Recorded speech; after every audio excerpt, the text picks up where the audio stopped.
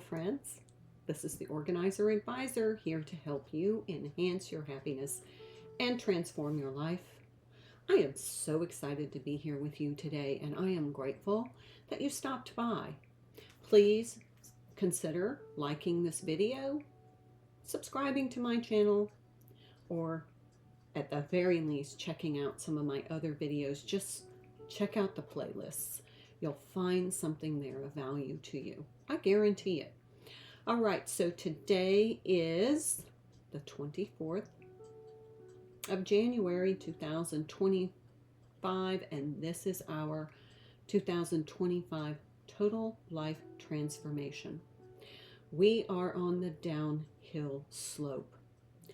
We have completed an enormous amount of every nook and cranny cleaning, organizing to utilize, document organization, wardrobe restructuring, and health and beauty routines to help us look and feel our best. Now, I just want to say my hair is starting to feel like super soft, and it feels very healthy, and that's the goal. You want to look and feel your best, and that's a package of good quality self-care, daily health and beauty routines, having your wardrobe structured in a way that you can find what you need when you need it. It really saves you money because you extend your wardrobe by it's unimaginable how many new outfits you can create, because now your clothes are very structured, and you literally can take a garment and just walk it down your rainbow closet, and you're going to start to see color combinations that just pop, that look vibrant and really uplift you. That's the whole intent. So we are almost to the end of our journey, but we still have the most challenging room in the house to clean, and that's the kitchen. So that's where we're going to get started today. But I want you to watch this video to the end, because I'm going to give you some really good tips on how to clean your kitchen and make it manageable, make it functional, and also it could positively impact your relationship with food, with eating, and with cooking. So grab your hydration beverage, let's have a sip and a sit, and I'll talk you through today's togas.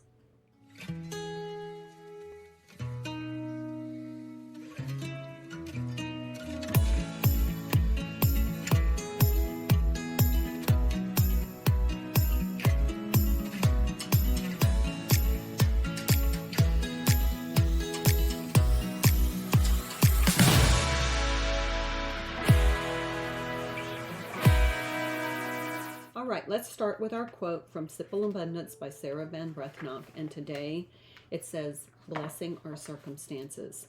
Bless a thing and it will bless you. Curse a thing and it will curse you. If you bless a situation, it has no power to hurt you. And even if it's troublesome for a time, it will gradually fade out if you sincerely bless it. And that's by Emmett Fox. So even though, and this kind of dovetails into the gratitude that we've been talking about, even though there are some challenges, bless them as opportunities. So we're going to talk about the kitchen as a challenge. But first, let's talk about our health and beauty routine. So today is Friday, facial day, fabulous Friday, tidy Friday. This is the day everybody gets a bin box, basket, or a box and walks around the house and picks up all their personal items and takes it to their personal space for storage instead of having them strewn out from all over the house. All right, it's also Front Porch Friday. You know, take the shoes and the baseball bat and the umbrellas and all the things that kind of get stuck there. Let's put those away so that over the weekend, the entrance to your house is going to be uplifting and not diminishing your energy. All right, so Facial Friday, Skincare Day. This is a time to invest time in your face, using those facial products that you have. Remember, we're making the items that we own work for us. And don't forget the lips, and don't forget the neck. So I'd like to say don't neglect the neck, because that's a really sensitive area, but it shows in just about every photograph you take, and when you look in the mirror, you're going to see your neck. So we want to make sure that we are taking good care of the skin on our neck. Okay, so we also exercise for 30 minutes. How's it feeling to you? How's this gradual increase? Do you feel successful? Do you feel like it's really starting to pay off? Do you feel like it's empowering you? Then make sure you're hydrating, meditating or stillness, eating clean, and taking vitamins and supplements if you subscribe to that practice. Okay, so let's move on in to our Every Nook and Cranny Cleaning. We're going to start the kitchen today. Now, I have some tips for you. The couple of things we want to structure in as we go. First of all, the layout of your kitchen. Now, if it's the major appliance layout, there's really not much you can do without a huge expense to move appliances around, especially dishwashers, stoves, and refrigerators, because they require certain like 220 volt electric outlets. So also if you have gas stove, then that's going to be problematic to reroute that plumbing. If you have a refrigerator with an ice maker, that has to have access to water. Your dishwasher has to have access to water. So in some ways, we're just going to have to work with what we have right now, unless you want to do an entire kitchen remodel. Not me. I took my 1960s kitchen and I created the space that I feel happy with. It's not for everybody, but I'm a cottage kind of person. I tried the big house in the suburbs. Didn't really work for me. It's great when I was raising my kids, but now that my kids are grown and we downsized, cottage in the country just kind of seems like the right lifestyle for me, because I love animals and I needed a space for them. So as we start the kitchen, I want you to start thinking about the things that you can change and make them more efficient. The things that you use every single day when you're cooking in the kitchen need to be accessible. And they need to be comfortably accessible, where you're not reaching and you're not stooping. So you want to keep it within a comfortable reach. So if you use your utensils every day, they shouldn't be on a high shelf. If you use your spices, and this is typical, the spice storage is either over the stove or over the refrigerator. Both high places that you have to reach. And if it's over the stove, that can actually be dangerous as you reach up and then you've got hot stuff cooking. It could actually cause an injury. So I don't recommend storing your spices in either of those spaces. I recommend storing your spices in a location that you can access them easily if you use them every day. I use mine every day. I have a basket that I keep my spices in that are in my pantry. All of them fit in one basket because I use my spices, because everything has a shelf life. So I use my spices every day. You see me, you've seen my cooking videos, you know I'm in the kitchen every single day. Today's project is cinnamon rolls. So with those spices, I can just take the basket out of my pantry, put it on the counter, use what I need while I'm cooking because they're all right there. And then when I'm finished, they go back in the pantry. And I don't have much of a pantry. I actually have a shelf. It's about not much bigger than this. So I utilize them in a way that's functional for me. Now, some people want to store those spices in a drawer next to the oven. That whatever works for you, but you need to keep them within a reachable space without extension. So what I'm saying is no way up high, no way down low. Everything should be in a median area within your body, so it's an easy, almost lateral reach. Maybe just a little above, maybe a little below, but it should stay between your shoulders and your hips. That's the most effective use. Now, you want to make sure that what you have on your countertops is what you use every day. So you don't want to have major appliances that you only use during seasonal baking on your countertop, because it's just going to create clutter. You need a workable space in order to cook. If you feel crowded, you're not going to cook, because the clutter is invading your personal space and it's uncomfortable, so you're not going to cook. So what you're going to do is you're going to end up getting grab and go food, snacking more, and then going out to dinner more. And for some people, that's a lifestyle. For me, I like to cook my own food and I want to eat healthy. So I want to see what goes in it. All right, so let's move on to like your pots and pans and bakeware. Things that you use every day need to be in the front of the cabinetry, so you're not moving. If you have to move two things to access something, you're not going to do it. That's too much of a barrier for you to do to feel comfortable. And after a while, you just get to a point where you avoid. So all of those pots and pans that you never use, they go in the back of the cabinetry. All the mixing bowls and the pots and pans that you do use, they go in the front. So you want to have your bakeware, your pots and pans, your mixing bowls, and all of those things accessible, so that you're not shuffling things around to try and access something that you use every day, because you'll eventually just become frustrated. It creates kind of an irritating issue with your visceral reaction. And you just get to a point where, like, it's just too much work.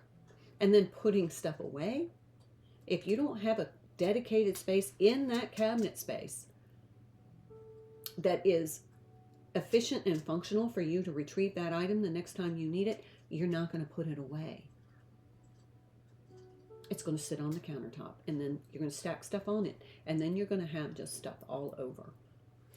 It's the same thing with your pantry, the same thing with where you store your dishes, your utensils. If there is not a kind of like a segregated space in your storage areas for certain items, they're just going to be thrown in there, tossed in there. Then you can't find them. Then it's frustrating. It becomes overwhelming. And then after a while, you just have so many unhappiness hits, so many interactions that diminish your energy. You avoid that room altogether. That changes your relationship with food, because you're less likely to eat whole, nourishing foods that's like as close to whole as possible.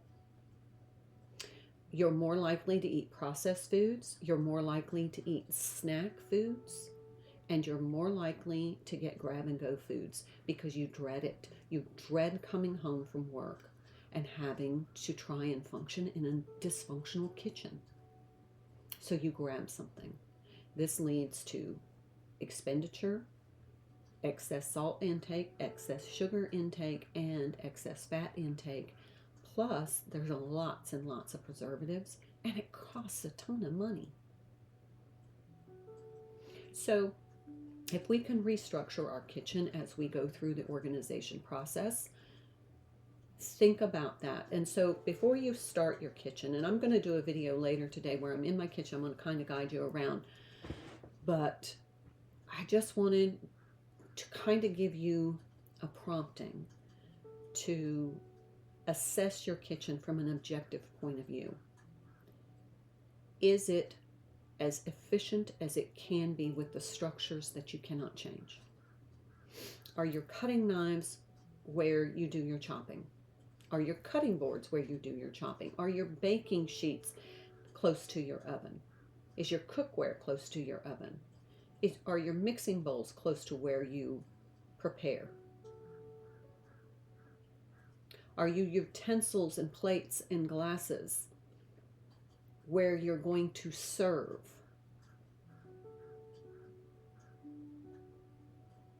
Are your items that you don't use every day, like, you know, serviceware for the holidays, is that front and center and taking up space, and you're having to work around, reach around, grab around, move around all of those items? That's frustrating. Now, a couple of things I'm going to mention, and then I want to kind of, when I get done with this video and upload it this afternoon, I want to do a little tour of the kitchen, but I have an appointment this morning, so I'm going to have to wait. If you have a lot of appliances like I do, the small appliances like your mixer, your blender, I've got the professional stand mixer, I've got my waffle iron, I've got my immersion blender, all of those, and they're out on your countertop or they're taking up space in your cabinetry, but you don't use them that often.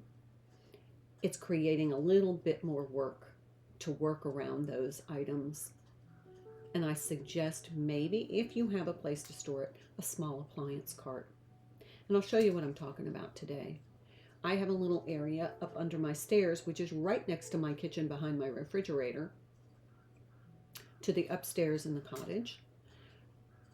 I have a little tiny, what was going to be where the hot water heater was when this house was built.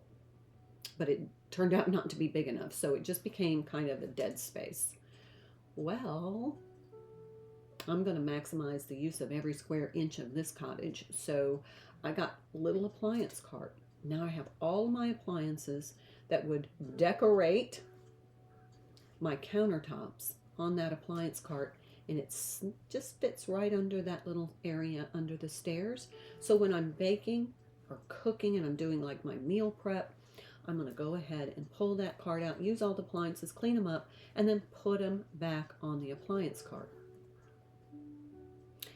Tuck it back in its little storage spot. Now this is great if you have like a walk-in pantry, because it is going to be so much easier than lifting and carrying all of those appliances to the countertops, especially during holiday baking, to just putting it on the cart, rolling it over, using the appliances, cleaning them up, putting them back. Now, one last thing I want to mention, and then we'll go on into our organized to utilize, which is going to be small appliances. While you're cleaning the kitchen, this is a great time to use those heat neat meals in your freezer, because you want to you don't want to clean your kitchen, like spend 2 hours cleaning your kitchen today and then do a big cook. Now, I'm just going to give you a little confession. I cheated. We got snowed in here in Florida. If you can actually believe it, we got 8.5 inches of snow. And of course, in the South, nobody knows how to drive in the snow. So everything shuts down. Everything. Grocery stores, gas stations, everything. So we were basically snowed in.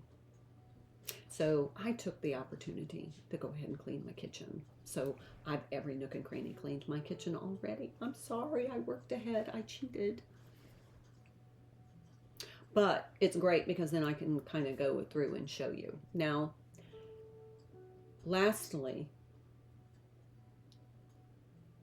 we want to make sure that we have all the items in our kitchen that are functional and that are going to work for us.